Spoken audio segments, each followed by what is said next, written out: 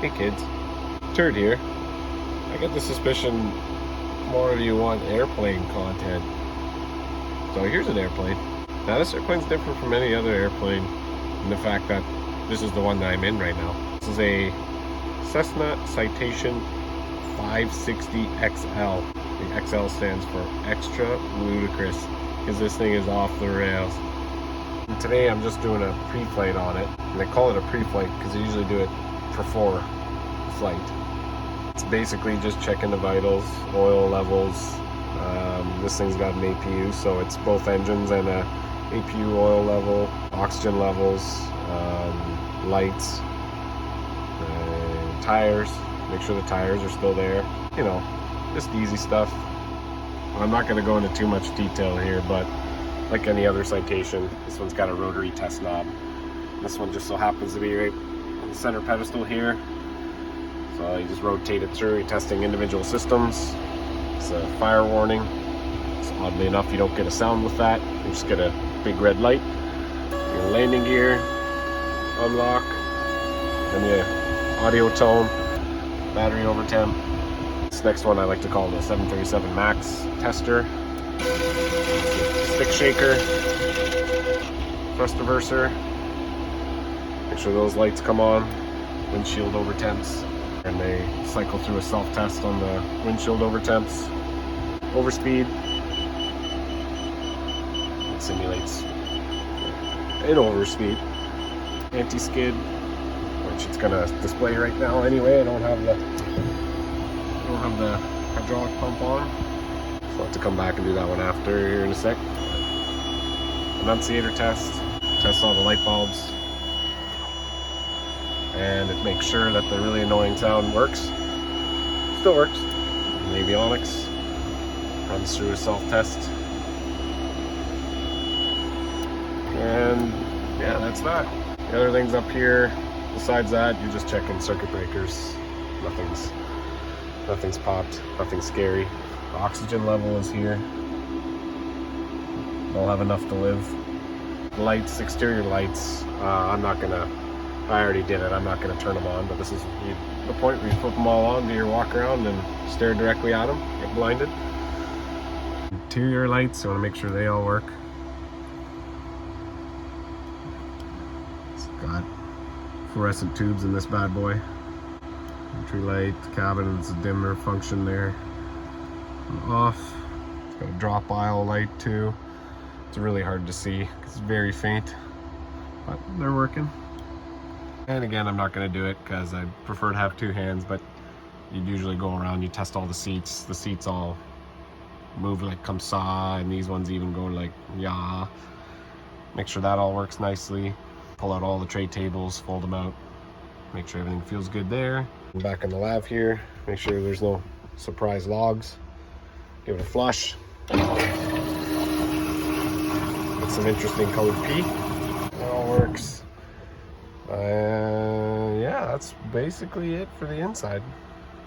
We'll come up to the nose here, checking emergency blowdown bottle, accumulator pressure, brake reservoir, windows here. I gotta bleed it now.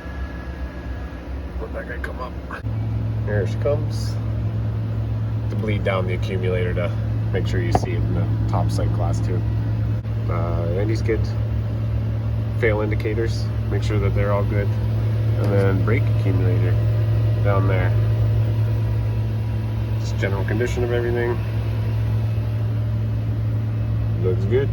And up in the bum hole here, make sure you don't have any doll's eyes faults on the ECS systems. And no breakers popped on this aft J box, it's called. The J stands for Japan, because it was a Japanese guy that designed it. What else can I show you? The main hydraulic system fluid reservoir here. That's your full indicator, right? Là. This little thing goes eek, eek, eek, eek, eek. It's a bootstrap reservoir, it's called. Named after Sir Cornelius Bootstrap. And so we got lots of fluid there, looks good. General condition of everything else. Say ACM.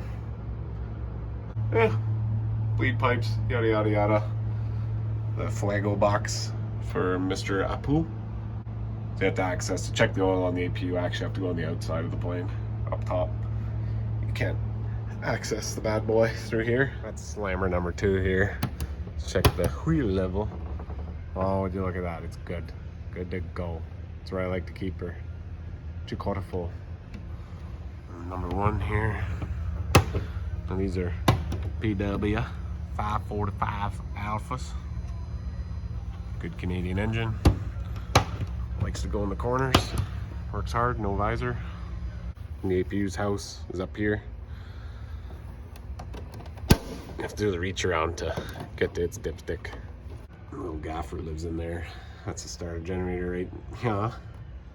And then down right down here. I can't stuff my hand in there to show you, but there's like a star-shaped oil fill and dipstick guy down there. So that's how you check oil level on the APU on this. And just have a look in the ass end of each engine. You don't see anything scary. No hanger cat in the bypass duct. I don't even have a hanger cat, but one can always dream, right? And you have a look at the fan of each. Make sure the probes also look in good shape. Make sure these 3 little pits aren't touching each other.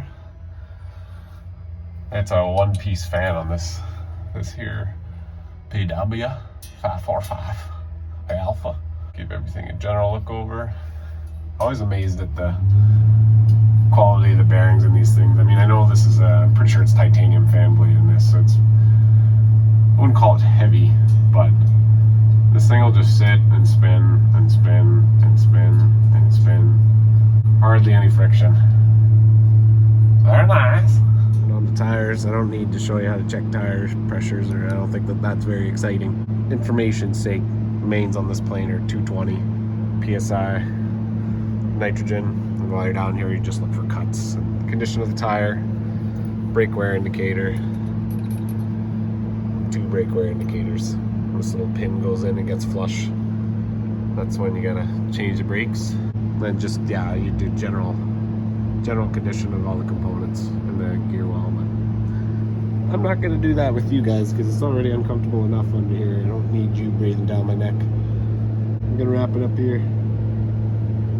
Check back later, kids, for some more boring content.